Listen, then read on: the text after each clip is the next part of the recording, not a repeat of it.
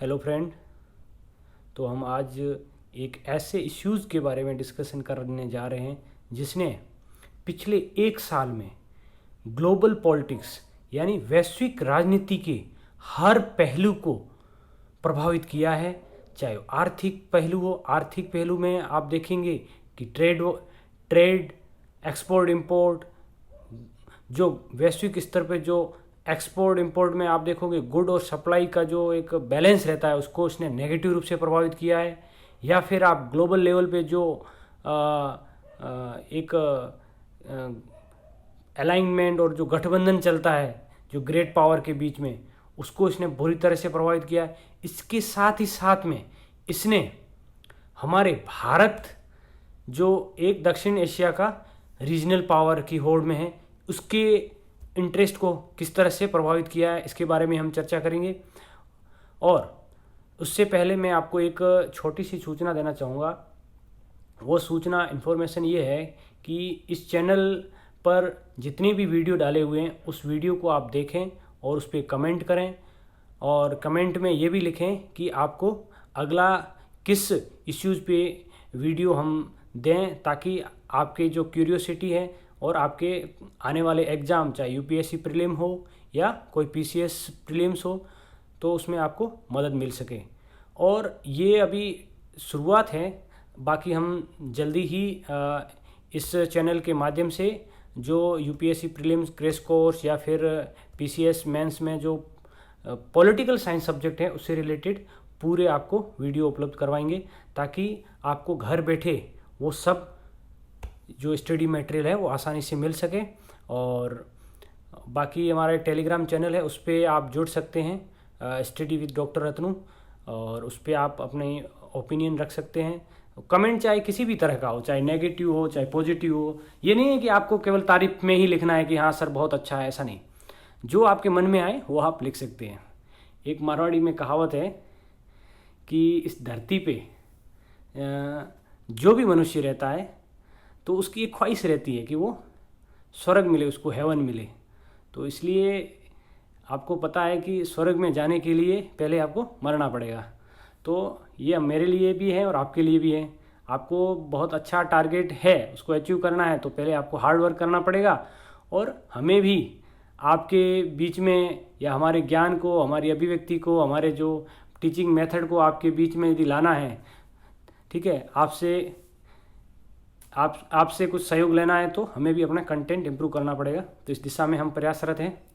तो अब हम लोग स्टार्ट करते हैं कि रशिया और यूक्रेन वार। पहले हम लोग ऐसे जानते हैं कि इसके बेसिक फैक्ट है ना, वो क्या है कि रशिया यूक्रेन को युद्ध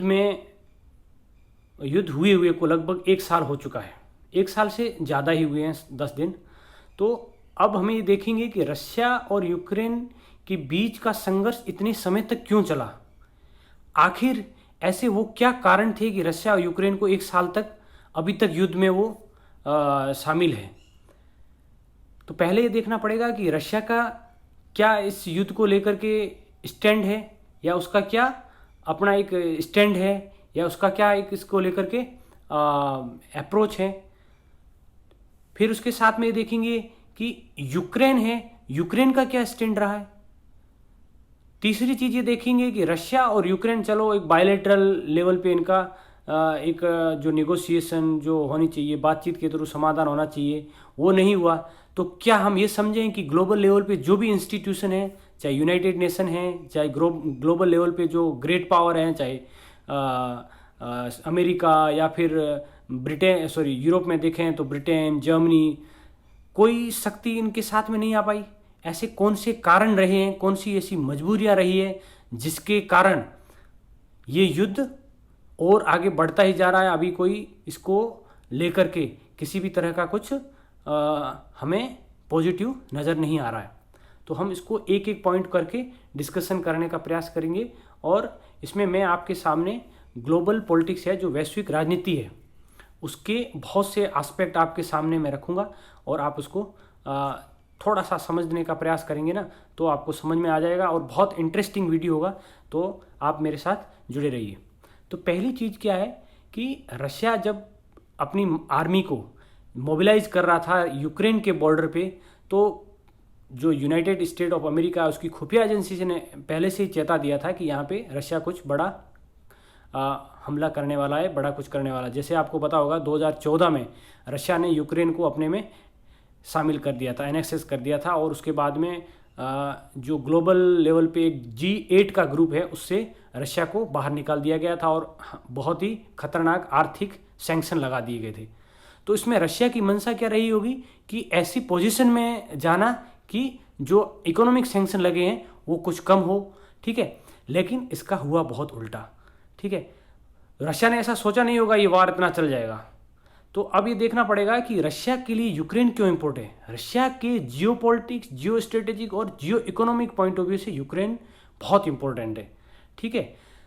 क्यों? क्योंकि रशिया की जो मोस्ट ऑफ द गैस और ऑयल पाइपलाइन है वो यूक्रेन से होके जाती है, और रशिया नहीं चाहता है कि यूक्रेन है वो नेटो में शामिल हो जाए और नेटो के करीब चले जाए। यहाँ पे मैंने पॉइंट लिखा नहीं है, तो आप लोग प्लीज़ इसको ध्यान देना कि नाटो मतलब नॉर्थ अटलांटिक ट्रीटी ऑर्गेनाइजेशन, ये शीत युद्ध के समय, कोल्ड वार के समय यूनाइटेड स्टेट ऑफ अमेरिका के नेतृत्व में बना था।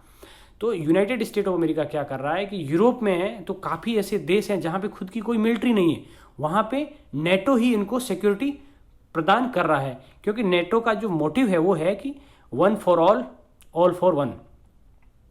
तो ये चीज़ें, तो अब हम देखेंगे कि ये रशिया को बहुत ही चिंता खलती है कि रशिया नहीं चाहता है कि उसके आसपास जो बॉर्डर इलाके हैं जो भी उसके हैं, चाहे लिथुआनिया हो या फिर ये जो लिथुआनिया या फिर यूक्रेन, और इधर थोड़ा सा ऊपर चले जाएं तो वो एस्टोनिया वगैरह, ये जितने भी बाल्टी कंट्रीज हैं इनमें, और दूसरे पोलैंड, जर्मनी, इसमें भी नहीं चाहता है कि ये नेटो का एक्सपेंशन बढ़े या मतलब इसका प्रभाव बढ़े, क्योंकि रशिया इसको लेकर, सिक्योरिटी को लेकर बहुत ही कंसर्न है।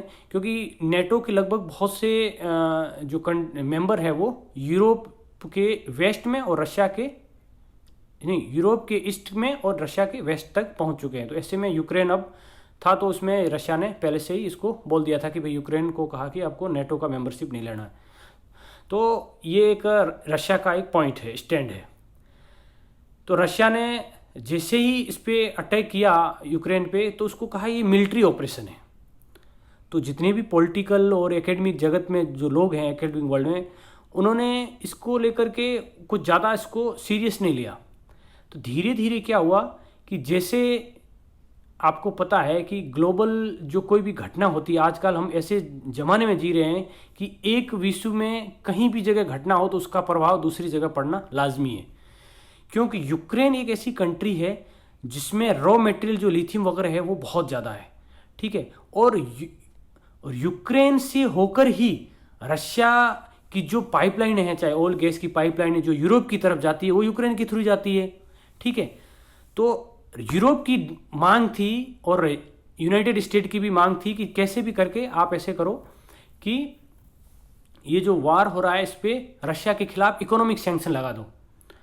तो इकोनॉमिक सैंक्शन जो वेस्टर्न कंट्रीज ने रशिया के ऊपर लगाए, तो रशिया ने क्या किया कि इसको काउंटर करने के लिए दूसरी कंट्रीज में, जैसे इंडिया है या चाइना है, वहाँ जाके इसने बार्गेनिंग करना शुरू कर दिया कि भाई हमारे पास में, क्योंकि आपको पता होगा, एक फैक्ट और बता देता हूँ कि रशिया की जो इकोनॉमी है वो लगभग आप समझ सको कि 60 to 70% ऑयल और गैस पे डिपेंडेंट है। और यूरोप की जो वल्नरेबिलिटी है, जो यूरोप की जो मजबूरी है वो ये है कि यूरोप की लगभग 60% से ज़्यादा एनर्जी, मतलब ऊर्जा की जो ज़रूरतें हैं वो रशिया के द्वारा पूरी होती है, ठीक है। तो हम यदि इसको पॉलिटिकल, ग्लोबल पॉलिटिक्स, जैसे मैं एक पॉलिटिकल साइंस मतलब IR का स्कॉलर होने के नाते इसमें एक टर्मिनोलॉजी यूज करूँगा, उसको कहते हैं कॉम्प्लेक्स इंटरडिपेंडेंस, मतलब जटिल अंतर्निर्भरता। मतलब एक दूसरे की इतनी कॉम्प्लेक्स इंटरडिपेंडेंस है कि उससे आप बाहर भी नहीं आ सकते। क्योंकि अब यूरोप एक रात में तो उसको बंद नहीं कर सकता, यदि बंद करेगा तो वहाँ पे अंधेरा अंधेरा हो जाएगा। तो उनको भी एक अल्टरनेटिव बनाना पड़ेगा, और अल्टरनेटिव बनाने के लिए क्या है कि पूरी पाइपलाइनें बिछानी पड़ेगी। जब पाइपलाइन बिछाएंगे तो उसमें टाइम लगेगा।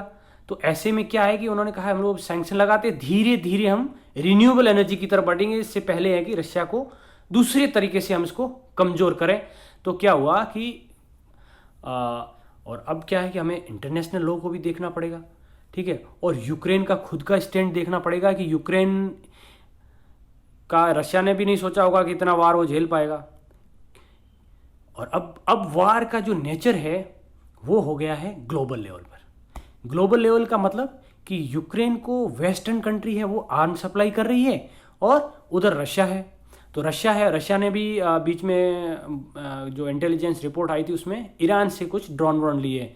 तो अब इसका जो ह्यूमैनिटीज़ के लेवल पे आप देखेंगे, कैलकुलेशन करेंगे, तो लगभग आप समझ लीजिए कि 50 लाख के आसपास 50 मिलियन जो लोग हैं वो रेफ्यूजी बन गए हैं यूक्रेन में। और फूड सप्लाई आप देख लीजिए, ट्रेड से लेकर के सब कुछ नेगेटिव प्रभावित हो गया है। इंफ्रास्ट्रक्चर इतना डेविस्टेट हो गया, इतना खतरनाक तरीके से ध्वस्त कर दिया गया है यूक्रेन का। और अब ये जो वार है वो किस मोड़ करवट लेगा, ये अभी जो एकेडमिक जगत है और जो रशिया और यूक्रेन में जो रहने वाले लोग हैं या वहाँ पॉलिसी मेकर है उनको भी इसका अभी तक कोई अंदाज़ा नहीं है। तो यूक्रेन भी एक इंडिपेंडेंट सॉवरेन कंट्री है, तो वो भी इतना जल्दी कहाँ से मतलब अपने हार को मानने वाला है, क्योंकि जो वार है या जो भी इंटरवेंशन हुआ है जो एक तरह से ह्यूमैनिटेरियन ग्राउंड और जो इंटरनेशनल लॉ है उसके एकदम खिलाफ है। तो यूक्रेन ने अपने स्वाभिमान पे लिया हुआ है, ठीक है, तो वो भी इस पोजीशन में नहीं है। कारण उसका स्पष्ट है, क्योंकि रशिया ने लगभग यूक्रेन के ईस्टर्न पार्ट का जो इलाका उसके 30% जो क्षेत्र है उसको, जैसे खेरासन है, ठीक है, लुहांस्क है, या क्रीमिया तो पहले ही ले चुका है, इस तरह का जो क्षेत्र है ना उसको उसने अपने अंदर में क्या किया है, शामिल कर दिया है। और उसने अपने स्तर पे ही तथाकथित रूप से कुछ गवर्नर की नियुक्ति की है। तो एक तो इससे में टेरिटोरी, अब जैसे यहाँ पे अभी युद्ध विराम करेगा तो वो क्षेत्र को खो देगा, ठीक है। और वहाँ पे एक प्रॉब्लम यूक्रेन के साथ ये भी है, प्रॉब्लम तो नहीं कहेंगे लेकिन वो ये है कि जो यूक्रेन के ईस्टर्न यूक्रेन का इलाका है वहाँ पे रशियन में जो बोली जा रही है भाषा के लोग हैं बहुत ज़्यादा मेजोरिटी में। तो उन लोगों को ही रशिया पहले एड्रेस कर रहा था कि ये जो वार है वो नियो नाजी के खिलाफ है, क्योंकि उनको वो अपने में शामिल करना चाहिए। अब नियो नाजी कौन है? नियो नाजी एक कोई मिलिट्री ऑर्गेनाइजेशन है, ये मिलिट्री है या यूक्रेन की जो एक, ठीक है। तो वो कह रहे हमारे यूक्रेन के लोगों के खिलाफ वार नहीं है, और नियो नाजी है। अब नियो नाजी के नाम पर जो रशिया अभी तक जो लड़ रहा है, रशिया जो एक तरफा जो जिस तरह से यूक्रेन में कार्रवाई कर रहा है, हाँ ये बात अलग है कि यूक्रेन को पूरे ग्लोबल लेवल पे यूरोप से और जो यूनाइटेड स्टेट ऑफ अमेरिका से मिलिट्री और इकोनॉमिक असिस्टेंस काफ़ी मिली है। तो हम देखेंगे इसमें कौन सी इश्यूज इन्वॉल्व हैं। पहला जो मैंने बताया कि ग्रेट पावर राइवलरी है, क्योंकि ये रशिया यूक्रेन का वार नहीं है, अब तो ये ग्लोबल हो गया है। क्यों? क्योंकि यूएसए और यूरोप का मैंने बता दिया कि ये दोनों यूक्रेन को सपोर्ट करना चाहिए, आर्मामेंट हो चाहे भले आर्थिक सहायता हो, इकोनॉमिक असिस्टेंस हो, जिसमें वो इंफ्रास्ट्रक्चर के रूप में बहुत सा अभी 3 बिलियन 300 ऐसा कुछ है, मुझे एग्जैक्ट डेटा देखना पड़ेगा, ठीक है। और वहीं चाइना क्या कर रहा है, रशिया है वो चाइना से अपनी पाइपलाइन बिछाने के लिए कोशिश कर रहा है, और रशिया दूसरा अल्टरनेटिव जो एनर्जी सप्लाई के है वो रास्ते देख रहा है, जिसमें इंडिया भी एक शामिल है, ठीक है। तो अब मैंने जैसे आपको बताया कि जो ग्लोबल पॉलिटिक्स का नेचर है वो कॉम्प्लेक्स हो गया है।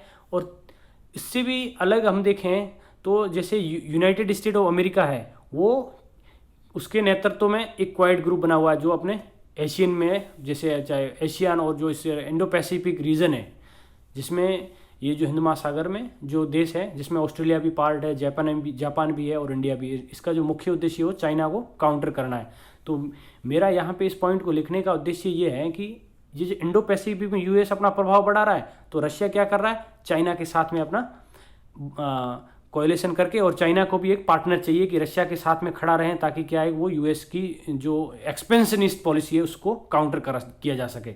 तो आप समझ गए होंगे ना कि क्या गेम थ्योरी चल रही है। और अब ये देखा जाए कि इसमें मॉरल रूप से क्या प्रिंसिपल ग्लोबल लेवल पे अप्लाई होते हैं।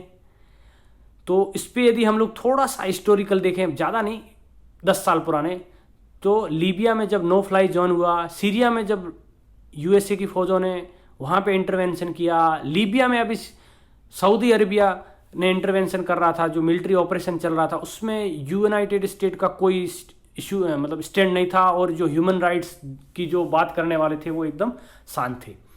ठीक है, तो यहाँ पे जो ग्लोबल पॉलिटिक्स है, यहाँ पे इंटरेस्ट आपके प्रिवेल करते हैं, आपके हित क्या सही है, यहाँ पे मॉरल कंसिडरेशन को ज़्यादा वरीयता नहीं दी जाती है। ऐसा जो ग्लोबल लेवल के जो, या फिर ऐसे कहें कि जो रणनीतिकार है या फिर पॉलिसी मेकर है, उनका ऐसा मानना है। अब इससे इम्पोर्टेंट जो हमारे पॉइंट ऑफ व्यू से है वो हम देखेंगे कि इंडिया का स्टैंड क्या है यूक्रेन पे, क्या होना चाहिए, आखिर इंडिया क्यों नहीं बोल पा रहा है, इंडिया क्यों यूनाइटेड नेशन में जब भी रेजोल्यूशन लाया जाता है इंडिया एब्सटेंड होता है, ठीक है। या फिर इंडिया ने एक बार शायद एक बार रशिया को इसने उस पर कंडेम किया था, कुछ ह्यूमैनिटेरियन ग्राउंड पे कुछ ऐसा रेजोल्यूशन आया था।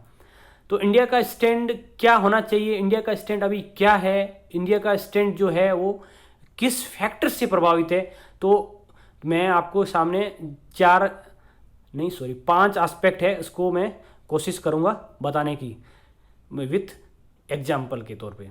तो पहला, इंडिया का स्टैंड जो यूक्रेन पे जो है वो इस बात से प्रभावित है कि इंडिया की फॉरेन पॉलिसी या इंडिया का स्टैंड एशिया में क्या है, उससे बहुत कुछ इंडिया की विदेश नीति है वो निर्धारित हो रही है। तो इंडिया का जो कंटिनेंटल सिक्योरिटी कंसर्न है, कंटिनेंटल में जब भी आप बात करेंगे, जब भी आप सोचेंगे तो चाइना फैक्टर आता है। ठीक है, क्यों आता है चाइना? क्योंकि चाइना ने आपने अभी देखा होगा, गलवान में हो या फिर उधर डोकलाम इश्यू हुआ हो, ठीक है, तो अभी तक इंडिया और चाइना की जो फौजें हैं ना अभी भी बॉर्डर पे ही हैं, ठीक है ना, वहाँ पे कोई ऐसे सीज फायर जो है वो पूरी तरह से नहीं हो पाया है। अभी भी लगभग 16 से ज़्यादा राउंड टेबल कॉन्फ्रेंस हो गई है, ठीक है। तो ये इंडिया का स्टैंड इस बात से भी प्रभावित रहता है कि चाइना क्या स्टैंड है, और चाइना आपको पता है कि रशिया के साथ पूरा खड़ा है। तो इंडिया का स्टैंड है वो इस मामले में, इस विदेश नीति के इंडिया का एशिया में क्या स्टैंड होना चाहिए, तो इंडिया को भी एक पार्टनर की ज़रूरत है। तो ऐसे में इंडिया क्या है, ना तो यूनाइटेड स्टेट ऑफ अमेरिका के साथ जाना चाह रहा है और ना ही रशिया का। तो अब मैं आपको बताऊंगा कि रशिया का इंडिया के साथ ऐसा पेक्युलर रिलेशन की है, जो मुझे पहले पॉइंट जो बताना चाहिए था, तो वो ये है कि इंडिया और रशिया की ऐसी रिलेशन है जिसको स्ट्रेटेजिक रिलेशनशिप है। मतलब इसमें केवल एक इकोनॉमिक एस्पेक्ट शामिल नहीं है, इसमें इकोनॉमी के साथ साथ में पॉलिटिकल भी है, और इसका एक हिस्टोरिकल एक बैकग्राउंड है। आपको पता है जब इंडिया और पाकिस्तान का युद्ध हुई थी तो उसमें रशिया इंडिया के साथ खड़ा रहा, चाहे कश्मीर के इश्यूज पे हो, हमेशा रशिया ने वीटो किया। तो इंडिया की एक मॉरल ड्यूटी बनती है कि हमेशा से ही एक मॉरल पार्टनर के रूप में रशिया का साथ दे। तो इंडिया ने जब जब रिजोल्यूशन आए हैं तो इंडिया ने एब्सटेंड ही किया है। और तो इंडिया का इससे भी स्ट्रेटेजिक में हम देखेंगे तो स्ट्रेटेजिक में आपको पता चलेगा कि इंडिया का जो इकोनॉमी है, इकोनॉमी में आप देखेंगे कि 45% जो डिफेंस इंपोर्ट है वो रशिया से होता है। ठीक है, दूसरी चीज क्या है कि इंडिया की लगभग 80% जो एनर्जी रिक्वायरमेंट है, मतलब ऊर्जा की जरूरतें हैं, वो भी इंपोर्ट से ही होती है, उसमें रशिया का बहुत बड़ा रोल है। ठीक है, तो ऐसे में क्या है कि इंडिया को क्या रशिया को छोड़ देना चाहिए, क्या इंडिया को यूएस के साथ चला जाना चाहिए? तो इस मुद्दों पे हम लोग बात करने की कोशिश करेंगे कि यदि इंडिया रशिया के साथ चला जाता है पूरा खुले तौर पे तो यूएस नाराज हो जाए, क्योंकि इंडिया का यूएस के साथ भी अच्छा है, क्योंकि इंडिया को यदि इंडो पैसिफिक में अपना स्थान रखना है, चाइना को काउंटर करना है, तो यूएस को भी साथ रहना जरूरी है। वहीं इंडिया को अपना हिस्टोरिकल और मॉरल जो कमिटमेंट है जो रशिया के प्रति है ना, उसको, और हिस्टोरिकल जो एक स्ट्रेटेजिक जो पार्टनरशिप है उसको बनाए रखना है, तो रशिया को भी साथ में रखना बहुत ज़रूरी है। तो ऐसे में क्या है कि इंडिया ऐसी पॉलिसी अपना रहा है जो इंडिया के फॉरेन पॉलिसी के जो मेन ऑब्जेक्टिव होता है, जिसको नेशनल इंटरेस्ट कहते हैं, उसके लिहाज से एकदम प्रैग्मेटिक और एकदम लॉजिकल है। क्योंकि इंडिया की जो इकोनॉमिक रिक्वायरमेंट है तो उसमें इंडिया को रशिया से एकदम सस्ते दामों पे तेल मिल रहा है, ठीक है, वो इंडिया की बहुत ज़रूरत है।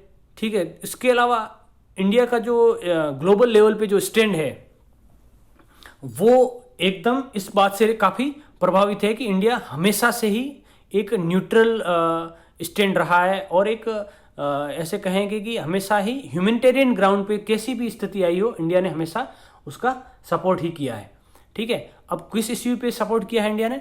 अब आप देखेंगे कि इंडिया ने पहले से ही इसमें अपना आर्ग्यूमेंट दे दिया था कि जो ये वार हो रहा है इसमें इंडिया ह्यूमैनिटेरियन ग्राउंड पे किसी भी तरह का असिस्टेंस हो, इंडिया यूक्रेन को प्रोवाइड करेगा, और इंडिया ने प्रोवाइड की भी है।